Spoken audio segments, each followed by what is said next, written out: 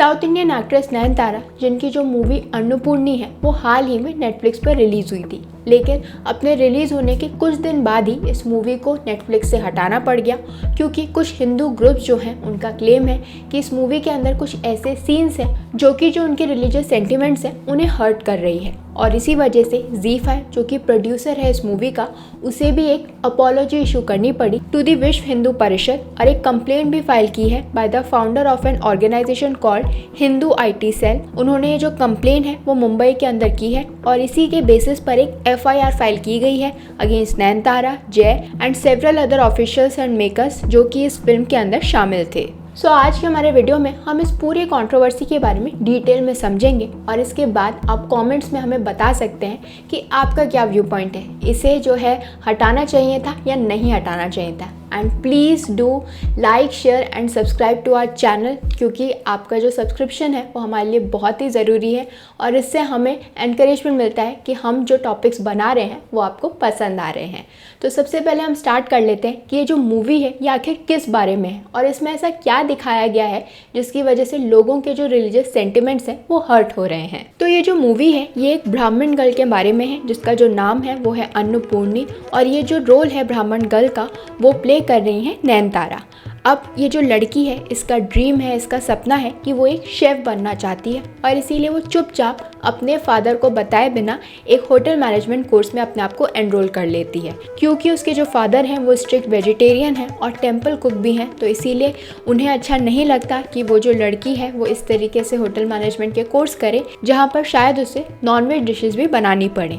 अब क्योंकि ये जो लड़की है जो अन्नपूर्णी है वो एक ब्राह्मण लड़की है, तो उसे डिलेमा है, वो संकोच करती है कि वो इस तरीके की जो मीट डिशेज़ हैं, जो नॉनवेज डिशेज़ हैं वो बनाए या नहीं बनाए। तो तभी उसका जो फ्रेंड है, जो कि इस मूवी के अंदर एक मुस्लिम मैन दिखाया गया है, फरहान, वो उस लड़की को कन्विंस करता है कि नॉनवेज बनाना या उसकी डिशेज़ बनाने में कुछ भी गलत नहीं है।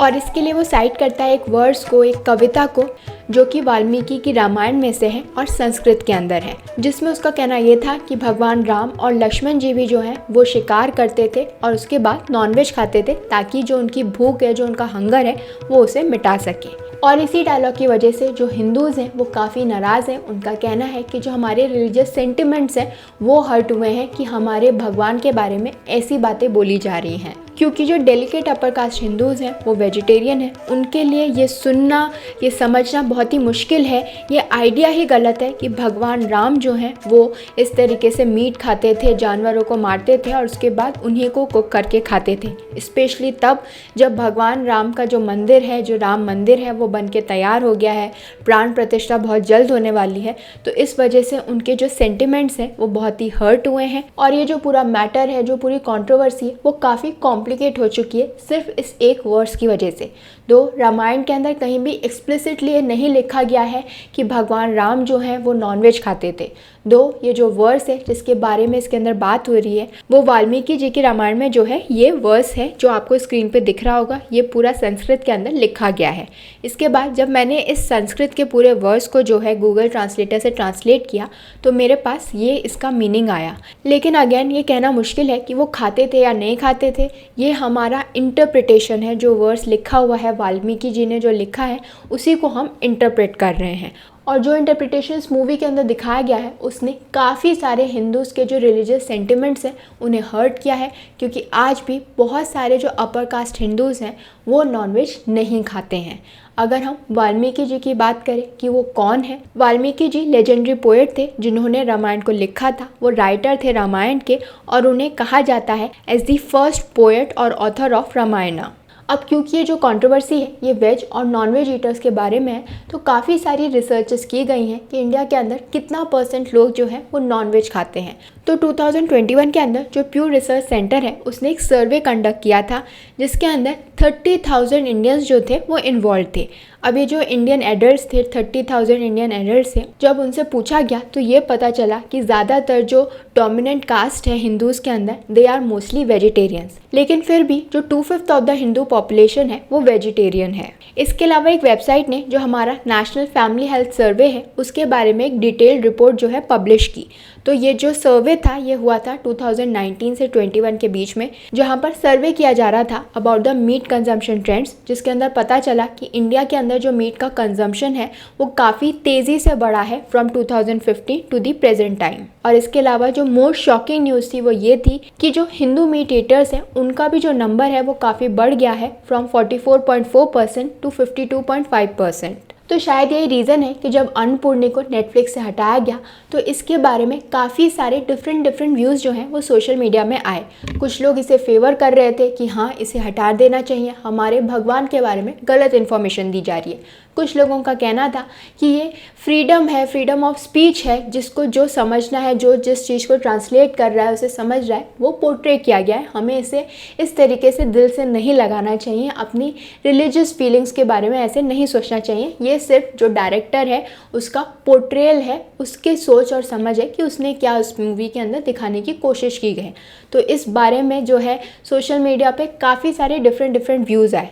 अगर मैं उनकी बात करूं जो कि मूवी के रिमूवल को क्रिटिसाइज़ कर रहे थे, तो सबसे पहले कंसर्न जो उन्होंने रेस की है वो है सेंसरशिप कंसर्न्स। तो यूज़र्स का कहना है कि इस तरह की जो सेंसरशिप है वो गलत है, ऐसा नहीं करना चाहिए क्योंकि ये रोक रहे हैं हमारे आर्टिस्टिक एक्सप्रेशन को। उनका आर्ग्यूमेंट है कि नेटफ्लिक्स ने प्रेशर में आके जो है इस मूवी को हटाया और इस तरीके के जो इंसिडेंट्स हैं वो काफ़ी डेंजरस प्रेसिडेंट जो है सेट कर रहे हैं for future content decisions. Second issue जो सामने आया वो था फ्रीडम ऑफ स्पीच का, क्योंकि काफ़ी सारे लोगों का कहना है कि भले ही इस मूवी ने जो है एक बहुत ही सेंसिटिव टॉपिक को जो है टच किया है but it shouldn't have been removed, क्योंकि ये सबको अपना समझने का तरीका है। किसी को अच्छा लगा, किसी को नहीं लगा, तो जिसे नहीं लगा है वो ना देखे, लेकिन इस तरीके से हटाना जो है गलत है। हमारी फ्रीडम ऑफ स्पीच को जो है ख़त्म किया जा रहा है, जो कि हमारा फंडामेंटल राइट है। क्रिटिक्स का कहना है कि हमें एम्फेसाइज करना चाहिए the importance of open dialogue and debate. इसके अलावा जो एक्ट्रेस नयनतारा के फैंस हैं वो बहुत ही डिसअपॉइंटेड है क्योंकि उनकी मूवी जो है हटा दी गई है, अब वो उसे नहीं दे सकते।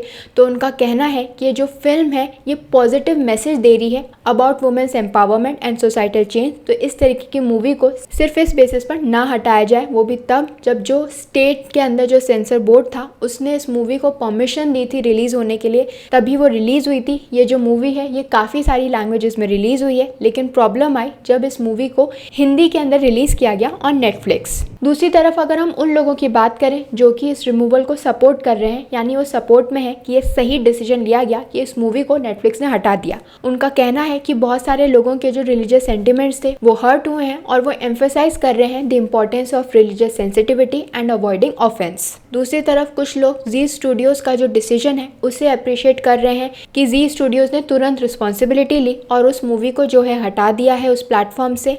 लोगों का कहना है कि ये राइट डिसीजन था ताकि जो है पीस मेंटेन रहा जा सके, कोई भी जो है रिलीजियस टेंशन जो है इंडिया के अंदर ना हो। तो जी स्टूडियो का जो डिसीजन था कि उन्होंने अपोलोजाइज किया अपने इस एक्ट के लिए और मूवी को तुरंत हटा लिया, वो एक करेक्ट डिसीजन था। तो ओवरऑल ये जो पूरा डिस्कशन हो रहा है इसका कोई भी कंक्लूजन नहीं है। कुछ लोग फेवर में है, कुछ लोग अगेंस्ट में है और डिस्कशन अभी भी हो रहा है।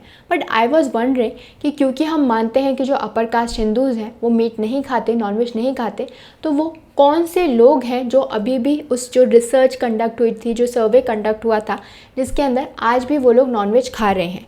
इनफैक्ट जब कुछ लोगों से पूछा गया, मैं एक आर्टिकल पढ़ रही थी तो वहाँ पर कुछ लोगों का इंटरव्यू लिया गया था जहाँ पर लोगों ने बताया कि कैसे जो नॉनवेज ईटिंग है वो हिंदू फेस्टिविटीज़ का पार्ट है। यानी कुछ लोग हैं, कुछ कम्युनिटीज़ हैं जो अपने फेस्टिवल्स के अंदर भी ये जो नॉनवेज है उसे शामिल करती हैं। इनफैक्ट काफ़ी सारे जो भगवान हैं उन्हें ये मीट जो है वो चढ़ाया जाता है जब पूजा की जाती है।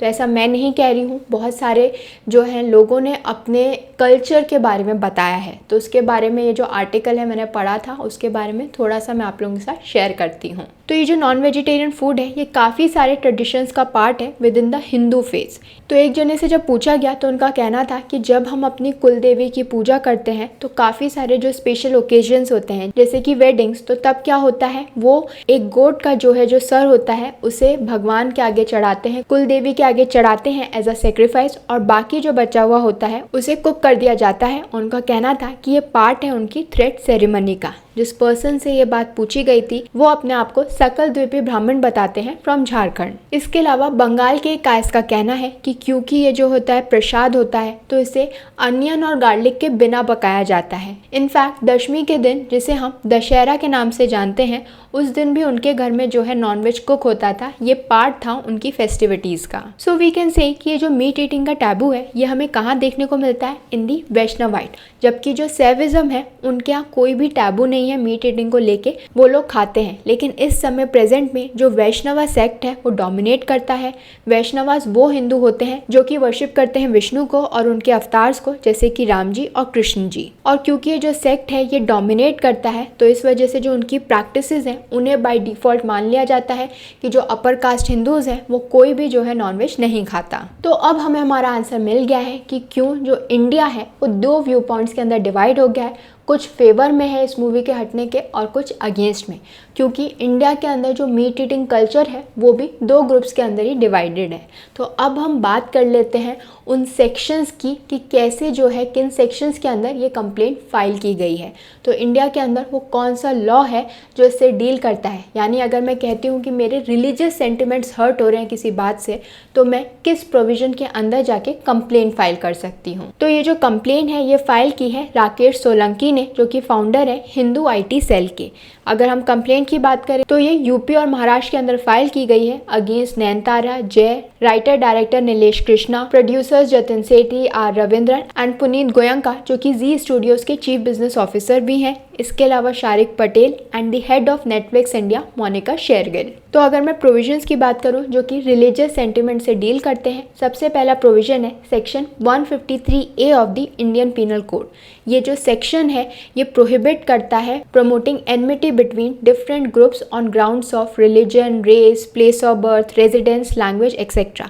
यानी आप दो ग्रुप्स के बीच में जो है कुछ गलत फहमियाँ कि आप उन्हें इन ग्राउंड्स के ऊपर भड़का नहीं सकते, और अगर कोई पर्सन जो है ऐसा कर रहा है और जो हार्मनी मेंटेन्ड है उसे हार्म कर रहा है तो उस केस में उस पर्सन के अगेंस्ट कंप्लेंट फाइल की जा सकती है, जैसा कि प्रेजेंट केस में किया गया था। इसके अंदर ये अलेज किया गया है कि इस मूवी के अंदर कुछ सीन्स है, कुछ डायलॉग्स हैं जो कि हिंदू कस्टम्स और बिलीव्स के प्रति डिसरिस्पेक्टफुल है, इनएक्यूरेट है, और इस वजह से ये जो मूवी है वो एनमिटी प्रमोट कर रही है। Next section is 295A of the Indian penal code. तो ये जो सेक्शन है ये आउटलॉ करता है उन डेलिब्रेट एक्ट्स को जो कि किए जाते हैं इंटेंशनली, यानी इंटेंशनली आप कुछ ऐसा कर रहे हो जिसकी वजह से आप किसी पर्सन की जो रिलीजियस फीलिंग्स हैं उन्हें अफेक्ट कर रहे हो बाय इंसल्टिंग देयर रिलीजन और रिलीजियस बिलीफ। तो ये कंप्लेंट भी इस केस में फाइल की जा सकती है, क्योंकि ये कहा जा रहा है कि इस मूवी के अंदर जो डायलॉग्स हैं, जो कुछ बताया गया है, जो कुछ डिपिक्ट किया जा रहा है, तो ये जो मूवी है ये इंसल्ट कर रही है, मॉकरी कर रही है हिंदू रिलीजियस प्रैक्टिसेस, डाइटीज और फिगर्स को, जिसकी वजह से काफी सारे लोगों के जो रिलीजियस सेंटिमेंट्स हैं वो हर्ट हुए हैं। Next is section 505। ये जो सेक्शन है ये प्रिवेंट करता है स्प्रेड ऑफ स्टेटमेंट्स, यानी ऐसा कोई स्टेटमेंट जो कि एक र्यूमर है और इसे इसलिए बोला जा रहा है ताकि लोगों को भड़काया जा सके, हॉस्टिलिटी क्रिएट की जा सके बिटवीन डिफरेंट ग्रुप्स। तो अगर ऐसा कोई भी कंटेंट, कोई भी स्टेटमेंट जो कि र्यूमर है, जिसके बारे में कोई भी प्रॉपर इन्फॉर्मेशन नहीं है, वो कोई भी पर्सन उसे पब्लिश कर रहा है, सर्कुलेट कर रहा है, लोगों को बता रहा है, जिसकी वजह से जो है लोग जो है भड़क सकते हैं उसके अगेंस्ट, तो वो एनमिटी प्रमोट कर रहा है, पब्लिक मिसचिफ प्रमोट कर रहा है, जिसके लिए जो पनिशमेंट है it is up to 3 years और फाइन और बोथ। या फिर अगर वो पर्सन जो है वो दूसरी क्लास या कम्युनिटी को जो है भड़का रहा है, उन्हें ऐसे स्टेटमेंट्स बोल के जो है दूसरी कम्युनिटी के अगेंस्ट में कर रहा है, तो उस केस में जो पनिशमेंट है तो वो भी है इम्प्रिजनमेंट अप टू 3 years और फाइन और बोथ। एंड लास्ट इज अगर कोई पर्सन जो है कुछ ऐसा स्टेटमेंट बोल रहा है या कोई ऐसा ऑफेंस कमिट कर रहा है inside a place of worship और असेंबली जो कि रिलीजियस वर्शिप में इन्वॉल्व है, यानी या तो आप मंदिर के अंदर या कोई भी रिलीजियस प्लेस के अंदर कुछ ऐसा ऑफेंस कमिट कर रहे हो, या फिर कोई ऐसी जगह जहाँ पर रिलीजियस सेरेमनीज चल रही है, पूजा चल रही है, वहाँ जाके आप कोई भी ऑफेंस कमिट कर रहे हो या इस तरीके के स्टेटमेंट्स दे रहे हो, देन इन दैट केस उस पर्सन को पनिशमेंट मिलेगा। It will be an imprisonment of up to 5 years and also a fine. Last section जिसके अंदर कंप्लेंट फाइल की गई है वो है सेक्शन 34 ऑफ द आईपीसी। ये जो सेक्शन है वैसे तो ये बात करता है कॉमन इंटेंशन की, यानी अगर कोई भी ऑफेंस कमिट हुआ है जिसके अंदर 2 या 2 से ज़्यादा लोग इन्वॉल्व हैं और अगर उनका जो इंटेंशन है वो एक है, तो जो भी क्राइम कमिट हुआ है और जितने भी लोग इसके अंदर इन्वॉल्व थे वो सभी रिस्पॉन्सिबल होंगे, वो सभी इक्वली रिस्पॉन्सिबल होंगे। तो अगर आप प्रेजेंट केस की बात करें, यही रीज़न है कि क्यों इन सब के अगेंस्ट कंप्लेंट फाइल की गई है। जो भी उस मूवी के मेकिंग के अंदर इन्वॉल्व थे, चाहे वो एक्टर्स हो, प्रोड्यूसर हो, डायरेक्टर हो, राइटर हो, सब के अगेंस्ट कंप्लेंट फाइल की गई है अंडर सेक्शन 34 कि ये सब लोग इन्वॉल्व थे, तो इन सब का जो इंटेंशन था it was a common intention. तो ये कुछ सेक्शंस हैं जो कि डील करते हैं विद द रिलीजियस सेंटिमेंट्स कि अगर कोई पर्सन आपके रिलीजियस सेंटिमेंट्स को हर्ट कर रहा है तो इन सेक्शंस के अंदर जाके आप कंप्लेंट फाइल कर सकते हैं। अब इस मूवी के बारे में आपका क्या कहना है? क्या आप इस मूवी को देख पाए थे? हमें कमेंट बॉक्स में बताइए और साथ में ये भी बताइएगा कि आप इस मूवी के रिमूवल को सपोर्ट करते हो या फिर इसके अगेंस्ट में हो। और ऐसी और भी इंटरेस्टिंग इन्फॉर्मेशन के लिए हमारे चैनल को लाइक, शेयर एंड सब्सक्राइब करें। Thank you.